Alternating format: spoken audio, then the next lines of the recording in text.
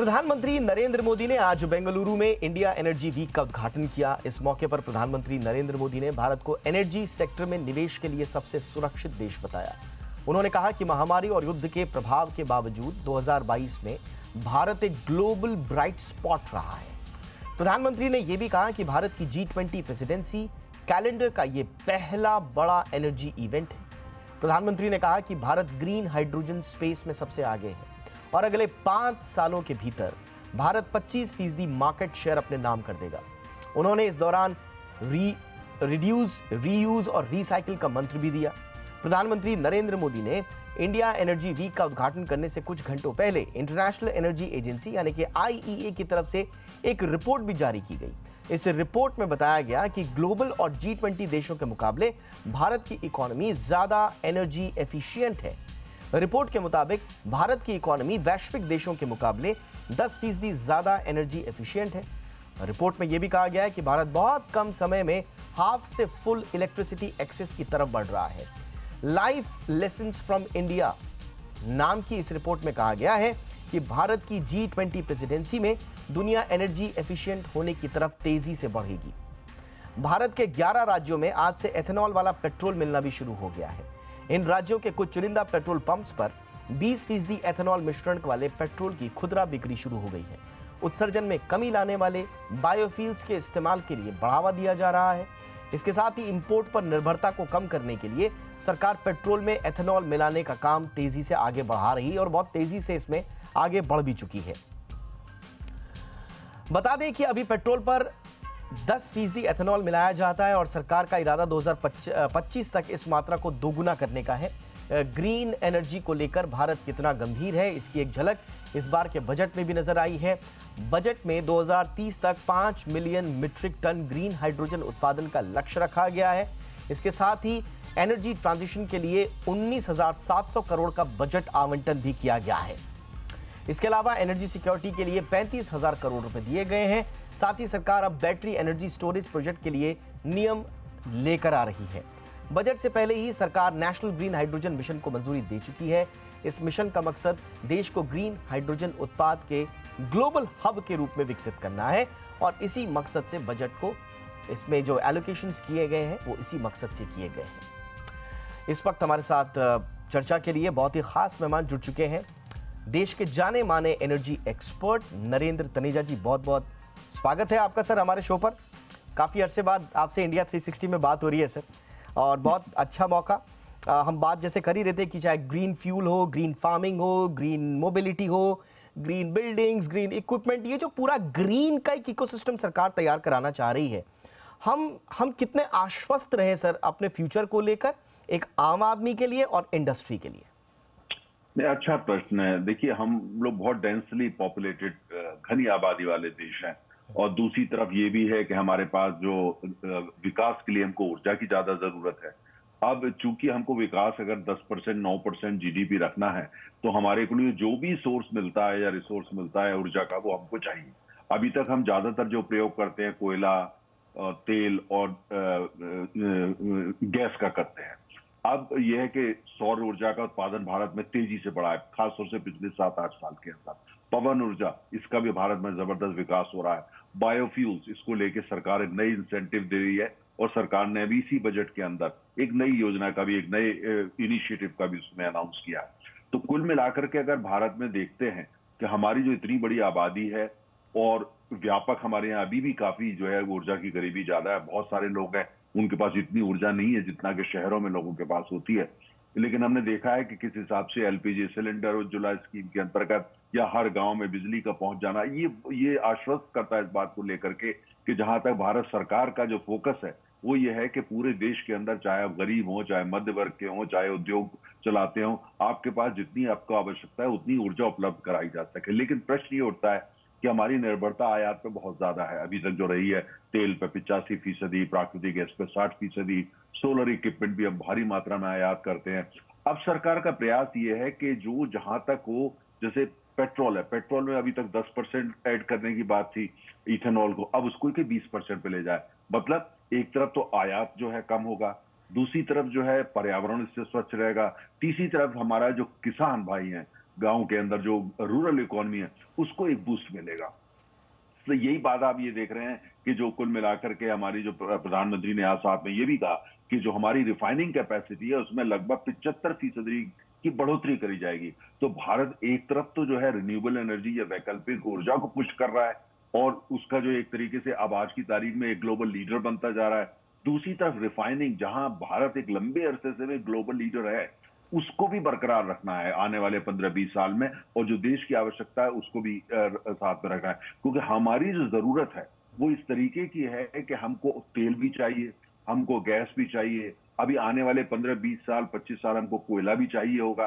दूसरी तरफ हमारी जो वैकल्पिक ऊर्जा, जो कि ईश्वर ने हमको इतना सौर ऊर्जा प्रदान करी है, उसको भी टैप करना है, पवन ऊर्जा उसको भी टैप करना है, बायोफ्यूल जो हमारे खेतों में होता है उसको भी टैप करना है, और आने वाले समय के अंदर जो समंदर के अंदर जो है वहां पे जो सौर ऊर्जा है उससे उत्पादन, वो एक भारी क्रांति एक आने वाले समय में दिखने वाली है, उसको भी प्रोत्साहित करना है। तो चुनौतियां बहुत ज्यादा है, सब आसान नहीं होता। ऊर्जा के सारे काम जो है वो कैपिटल इंटेंसिव होता है, लेकिन आज प्रधानमंत्री की स्पीच को अगर आप ध्यान से देखें तो उन्होंने एक नया रोड मैप दिया है, संकेत ये भी दिया है कि हम वैकल्पिक ऊर्जा में तेजी से जा रहे हैं, पर साथ में ये भी कहा है इसका मतलब ये नहीं है कि जो पारंपरिक ऊर्जा है, जो कन्वेंशनल एनर्जी है, हम उसमें भी संभाल के चल रहे हैं। वहां भी हम प्रदूषण कम करना चाहते हैं, जहां तक हो एमिशंस को कम करना चाहते हैं, कार्बन कैप्चर करना चाहते हैं, एक जिम्मेदार ग्लोबल सिटीजन है। लेकिन साथ साथ सौर ऊर्जा में, हाइड्रोजन में हम ग्लोबल लीडर की तरह उभर के आ रहे हैं। तो मुझे लगता है बहुत सारे संदेश एक साथ जो देश को भी आश्वस्त करते हैं, जो फॉरेन के इन्वेस्टर भारत आते हैं, क्योंकि बिना एनर्जी के तो कुछ होता नहीं, उनको भी काफी हद तक जो है रीअश्योर्ड होते हैं कि सरकार की जो पॉलिसी, एनर्जी पॉलिसी है, वो बिल्कुल एक फार साइटेड है और साथ में प्रैग्मेटिक है। Absolutely sir. और इनफैक्ट हम अगर ग्रीन पावर इकोसिस्टम को देखें तो इसमें जो ग्रोथ रही है वो भी शानदार रही है। अगर हम आंकड़ों पर डालें तो CAGR जो है अप्रॉक्सीमेटली 5 सालों का जो है वो 16% रहा है। तो अच्छा खासा इसमें हमको ग्रोथ भी देखने को मिल रही है। पूरी जो हमारी रिन्यूएबल पावर कैपेसिटी है 1,21,000 मेगावाट के आसपास है। सोलर उसमें 64,000 है और बाकी का जो है विंड है, जिसका जिक्र आपने भी किया। इतनी सारी अपॉर्चुनिटीज और इसमें और गवर्नमेंट का पुश भी मिल रहा है सर। एक आम आदमी के लिहाज से या एक एंटरप्रेन्योर के लिहाज से, एक आम आदमी के लिहाज से आप कौन कौन सी अपॉर्चुनिटीज देख रहे हैं सर ग्रीन इंडिया के ग्रीन फ्यूचर में सर? बहुत अच्छा आपने प्रश्न किया। देखिए, अभी आपने बजट देखा, बजट में सरकार ने 10 लाख करोड़ की बात करी है इंफ्रास्ट्रक्चर के लिए, टोटल इंफ्रास्ट्रक्चर। अगर आप उसको बहुत गहराई से देखते हैं तो उसमें अगर आपके पास आइडिया है और आप पहल लेने को तैयार हैं, तो जो वैकल्पिक ऊर्जा है और उसका इंफ्रास्ट्रक्चर, वो उसमें आप देखेंगे प्राथमिकता मिलेगी। और अगर आप जो है एक निवेशक हैं या उद्योगपति हैं या एक इसमें बिजनेस में हैं, तो आप ये देखेंगे कि वैकल्पिक ऊर्जा जरूरी नहीं है कि आप सौर ऊर्जा का जो है उत्पादन करें, लेकिन उससे एसोसिएटेड तमाम सारे उद्योग हैं जिसके अंदर आपको लाभ मिलेगा। पवन ऊर्जा जो देख रहे हैं उसमें विकास हो रहा है, लेकिन जो एक नया क्षेत्र जो खुल रहा है भारत में, बड़ी तेजी से खुलने वाला है कि हमारी इतनी लंबी कोस्ट है, कोस्ट लाइन हमारी लगभग 5,500 किलोमीटर 6,000 किलोमीटर लंबी है।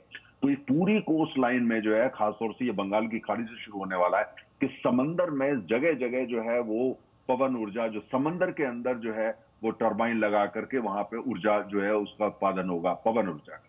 और वहां चूंकि समुद्र में हवा तेज चलती है, बंगाल की खाड़ी में ज्यादा चलती है, तो वो ऐसी एरिया है जिसके अंदर जरूरी नहीं है कि आप स्वयं जाकर के वहां इन्वेस्टमेंट करें या वहां पे इस तरह का जो है टर्बाइन लगाएं, लेकिन उससे एसोसिएटेड आपके पास दर्जनों अपॉर्चुनिटीज आएंगी जिसमें आप टैप कर सकते हैं। दूसरा, स्टोरेज, जो बहुत बड़ा एक एरिया निकल के आ रहा है, जो स्टोरेज है, एनर्जी स्टोरेज, उसके अंदर आप जा सकते हैं। और चौथा जो है, जो हाइड्रोजन है, हाइड्रोजन जो as a source of energy कोई नई चीज नहीं है, हमने बहुत सालों से 200 साल से पता है कि हाइड्रोजन बहुत रिसोर्स है, लेकिन अब जो पूरे विश्व की में टेक्नोलॉजी डेवलप हुई है, भारत सरकार ने उसके लिए सेपरेट एलोकेशन करा है और साथ में जो इंसेंटिव हर एक दिए जा रहे हैं, तो जाहिर है कि ये एक ऐसी चीज है हाइड्रोजन जिसका उत्पादन जो है बहुत ज्यादा कैपिटल इंटेंसिव नहीं होगा, लेकिन साथ में ये भी है कि जहां जहां उस पर आप जाएंगे वहां पे आप जो है उसका लाभ उठा सकते हैं। उससे एसोसिएटेड जो बिजनेसेस है, एंसिलरी बिजनेस है, जिसमें हजारों अपॉर्चुनिटीज आने वाली है रिन्यूएबल के अंदर, वो सब इसके अंदर निकले। और साथ में हमको कभी नहीं भूलना चाहिए जो कुल मिलाकर के बिजली का उत्पादन है। चूंकि हम अब इलेक्ट्रिसिटी एज में जा रहे हैं, अभी तक हम जो थे तेल के युग में थे, फिर गैस के युग में आना शुरू हुए, उससे पहले कोयले के युग में थे। अब जो युग शुरू हो रहा है वो बिजली का। अब बिजली का निर्माण आप कोयले से करें, या आप डीजल से करें, या आप प्राकृतिक गैस से करें, या पवन ऊर्जा से करें, या उसको टाइडल वेव जिसको बोलते हैं, जो तरंगों से बिजली बनती है वो बनाए, या हाइड्रोजन से बनाए, लेकिन अंततः जो प्रयोग होने वाला है वो बिजली का होने वाला है। हमारा जो पूरा दैनिक जीवन है, हमारा पूरा दैनिक औद्योगिक जीवन जो आने वाले समय के अंदर आप देखेंगे, और भारत तेजी से उधर बढ़ रहा है, चाहे वो सब जगह आपको बिजली नजर आएगी। घर में खाना बिजली पे बनेगा, आप ऑफिस जाएंगे तो गाड़ी आपकी बिजली की होगी, ऑफिस में जब आप पहुंचेंगे तो आपके यहाँ जो विद्युत आ रही होगी, चांस वो रिन्यूएबल एनर्जी है। इसके अलावा जो भी आप उद्योग धंधे कर रहे हैं उसमें भी जो बड़ी भूमिका रहेगी वो एनर्जी की और खासतौर से बिजली की रहने वाली। तो बिजली युग में जब आप देखते हैं बिजली युग में प्रवेश कर देश हमारा तेजी से जा रहा है, तो इसपे आपके पास हजारों नहीं लाखों अपॉर्चुनिटीज निकल के आ रही हैं। फर्क सिर्फ इतना है कि अगर आप बिजनेस में हैं तो थोड़ी दूरदर्शिता दिखानी पड़ेगी, और ये देखना पड़ेगा अगर आपको इतनी पूंजी नहीं है कि आप जाकर के सोलर पावर प्लांट लगा सकें या wind offshore wind power plant लगा सकें। आप ये देखिए कि जितना आपका बजट है या जितनी आपके सपने हैं उसके हिसाब से कहां पे जो एसोसिएटेड इंडस्ट्रीज है जो हजारों की तादाद में आने वाली है, 10 लाख करोड़ तो अभी शुरुआत है, और साथ में जो हाइड्रोजन की ये तो अभी शुरुआत है। क्योंकि भारत की सरकार की कोशिश ये है, भारत की कोशिश ये है कि हम अपनी जो निर्भरता आयात पे है 2047 तक उसको जीरो कर दें। आज 86% तेल पे है, 60% गैस पे है, यूरेनियम भी आयात करते हैं, 80 से लेकर 90% सोलर पावर इक्विपमेंट आयात करते हैं। भारत की अब ये कोशिश है कि 2047 तक जब हमारा देश 100 साल का जश्न मना रहा होगा आजादी का, हम ऊर्जा की आजादी भी चाहते हैं, जिसको बोलते हैं एनर्जी इंडिपेंडेंस। ऊर्जा के मसले में हम पूरी तरह स्वतंत्र हो जाएं, हमें किसी देश पे ऊर्जा के लिए निर्भर ना हो सके, बल्कि हम जो है एक एक्सपोर्ट हब बन जाए, हाइड्रोजन के एक्सपोर्ट हब, हम सोलर पावर इक्विपमेंट के हब। आप ये गीगा फैक्ट्री जो बात हो रही है वो इसी को लेकर के हो रहा है। पूरी आपने बेंगलोर में आज देखा 30 देशों के मंत्री थे, मंत्री स्तर पे तमाम देशों के लोग आ रहे हैं। आज जो एफडीआई की भारत में बात हो रही है, ये कहा जा रहा है ब्राइट स्पॉट है। जब आप ब्राइट स्पॉट करते हैं तो ब्राइट जो शब्द है उसका सीधा ताल्लुक एनर्जी से है। बिना एनर्जी के कोई चीज ब्राइट नहीं होती। एब्सोल्युटली। और इसमें कारोबारी और नौकरियों के लिहाज से भी फ्यूचर पूरी तरह से ब्राइट लग रहा है। जो सर ने कहा, मैं क्योंकि बहुत इंपॉर्टेंट बात तनेजा सर ने कही है, मैं इसलिए समराइज कर रहा हूँ एक बार फिर आपके लिए। कहाँ कहाँ पर आपके लिए मौके बन रहे हैं, चाहे वो कारोबारी हैं, नए उद्यमी हैं, नए स्टार्टअप लगाने वाले हैं। सौर ऊर्जा तो परंपरागत रूप से आप इसमें अपना हाथ आजमा ही सकते हैं, लेकिन इसके अलावा जैसा सर ने बताया कि 6000 किलोमीटर के जो कोस्ट लाइन है उससे जुड़े हुए पवन ऊर्जा के जितने भी प्रोजेक्ट्स हैं वहां पर आप अपना हाथ आजमा सकते हैं। स्टोरेज कैपेसिटी को लेकर अगर आपके मन में कोई प्लान है या एक्सप्लोर कर सकते हैं, इसमें आपके लिए कुछ मौके बन सकते हैं। और हाइड्रोजन का इकोसिस्टम जो बन रहा है उसमें भी तैयार हो रहे हैं। एक जो इंपॉर्टेंट बात सर ने बोली, कोई जरूरी नहीं है कि आप हाई एंड कैपिटल इसमें इन्वेस्ट करें, इसके सप्लाई चेन से जुड़ा हुआ जो पूरा इकोसिस्टम है, एंसिलरी सर्विसेज जो है, उसमें आप हाथ आजमा सकते हैं। छोटे छोटे कारोबार आपको एक फ्यूचरिस्टिक अप्रोच, एक अच्छा मुनाफा दे सकते हैं। बिजली युग जिसकी सर ने बात करी, उस बिजली युग में आपके लिए बहुत कुछ छुपा हुआ है। एक आखिरी सवाल सर, अब हम G20 की प्रेसिडेंसी हमारे पास है और हम तो आयात पर निर्भरता कम करना चाहते ही हैं। पूरी दुनिया का भी ये पेन पॉइंट है कि परंपरागत ऊर्जा जो फॉसिल फ्यूल है उस पर आयात की निर्भरता कम हो। ऐसे में भारत सिर्फ G20 नहीं, पूरे ऊर्जा के क्षेत्र में सर लीडर बनने के लिए हम ऑलरेडी बन चुके हैं कई मायनों में, लेकिन ओवरऑल हमको क्या करना होगा कि हम कॉम्प्लीमेंट कर सकें अपनी G20 की प्रेसिडेंसी और अपनी लीडरशिप गोल्स को सर? बहुत अच्छा प्रश्न किया। इसमें तो देखिए दो स्तर पे, एक तो नीति के स्तर पे, आज जो विश्व की तमाम ऊर्जा की नीतियां हैं वो ज्यादातर जो विकसित देश हैं जिनको हम ग्लोबल नॉर्थ बोलते हैं वो लोग उसको नियंत्रित करते हैं, और कुछ हद तक ओपेक करती है क्योंकि उनके पास तेल है। अब भारत ने जो भूमिका निभाना शुरू करा है, अब भारत चूंकि जो है वो G20 का अध्यक्ष है इस साल, और साथ में जो ग्लोबल साउथ जो है, जो तमाम विकासशील देश, लगभग 180 देश आज के आबादी के हिसाब से 6.7 बिलियन पीपल जो आज जमीन पे पृथ्वी पे है, वो आज भारत की ओर देख रहे हैं कि भारत उनको ऊर्जा की दृष्टिकोण से नेतृत्व प्रदान करे। तो G20 में जो आवाज भारत दे रहा है, जैसे भारत ने कहा हम रूस से तेल मंगाएंगे क्योंकि इसका अर्थशास्त्र जो है हमारे अनुकूल है, हमें बाहर की राजनीति से लेना नहीं। इससे तमाम देशों ने जो है भारत को कॉम्प्लीमेंट किया है कि भारत एक ऐसी आवाज बन रहा है ऊर्जा के धरातल पर, विश्व धरातल पर जो तमाम छोटे देश या कमजोर देश जो बोल नहीं पाते थे, जिनमें पाकिस्तान जैसे देश भी शामिल है, आज वो भारत के अंदर से तारीफ कर रहे हैं कि भारत उनकी आवाज बन करके दुनिया में बोल रहा है और उनके हितों की रक्षा कर रहा है। एक ये नीति के स्तर पर, जहां तक टेक्नोलॉजी और पूंजी के स्तर पर है, वहां जो विकसित देश, उन्होंने ये कहा था कि विकासशील देशों को $100 बिलियन हर साल देंगे क्लाइमेट एजेंडा के अंतर्गत, जिससे वो अपने यहाँ वैकल्पिक ऊर्जा का विकास करे और टेक्नोलॉजी का भी। वो उन्होंने नहीं दिए। अब वो $1 ट्रिलियन से ज्यादा हो चुका है। भारत आज मुखर होकर के इसकी बात कर रहा है कि वॉक द टॉक, आपने जो कहा था उसको करिए। अर्थात आने वाले समय में रिसर्च एंड डेवलपमेंट, आने वाले समय में ऊर्जा से संबंधित पूंजी, ऊर्जा से संबंधित टेक्नोलॉजी, ये जो है पूरी दुनिया की जो है, भारत जो भी जहां भी होती हो वो विकासशील देशों को मिले, इसका भारत आज नेतृत्व कर रहा है और बहुत शक्तिशाली इसकी आवाज। ये सब इसलिए संभव हो पा रहा है क्योंकि हमारी अर्थव्यवस्था आज अच्छी चल रही है, हमारे देश के अंदर जो नेतृत्व है वो सुदृढ़ है, और हर भारतीय ने जिस तरीके से देश की अर्थव्यवस्था को आगे ले जाने का काम किया है, उसमें इस वजह से आज जो भारत चमक रहा है। भारत जब चमकता है उसका क्रेडिट कोई एक किसी को आप नहीं दे सकते, हर भारतीय का उसमें योगदान है, और खासतौर से हमारे उद्योग का, हमारे बिजनेस सेक्टर का। हमारे बिजनेस सेक्टर ने, जिसमें खासतौर से पब्लिक सेक्टर, प्राइवेट सेक्टर दोनों शामिल है, और प्राइवेट की भूमिका इन्होंने बहुत ही बेहतरीन काम किया है, जिस हिसाब से नए स्टार्टअप आ रहे हैं। और आने वाले समय में एनर्जी सेक्टर में नए स्टार्टअप का मतलब जरूरी नहीं है कि आप $100 मिलियन ले गए। स्टार्टअप का मतलब है आप 10 लाख, 12 लाख, 15 लाख, इनके लिए इतनी अपॉर्चुनिटीज आने वाली हैं। फर्क सिर्फ इतना होगा कि जब अपॉर्चुनिटीज को आप ठीक तरीके से ढूंढें और अपने सामर्थ्य के हिसाब से उसको जाकर के उसमें टैप करें, लेकिन लॉन्ग टर्म जो प्लान है उसको लेकर के साथ में चलें। एब्सोल्युटली, यानी कि ग्रीन इंडिया का जो प्लान है उसमें आपके फ्यूचर के लिहाज से ये पूरा का इकोसिस्टम जो बनाया जा रहा है वो प्रैक्टिकल है, वो फ्यूचरिस्टिक है, स्केलेबल है, वायबल है, तमाम तरह के सॉल्यूशंस इसमें छिपे हुए हैं। आपको बस सही अवेयरनेस रखनी है, फ्यूचर को पकड़ना है और ग्रीन इंडिया के फ्यूचर की ये जो गाड़ी है इसमें सवार हो जाना है। इसमें पूरी दुनिया का भला है, भारत का भला है, इंडिविजुअली आपका और हमारा भला है। Thank you so much sir, बहुत आसान भाषा में आपने बहुत ही बृहद इसका विश्लेषण किया। Thank you so much Narendra Taneja sir.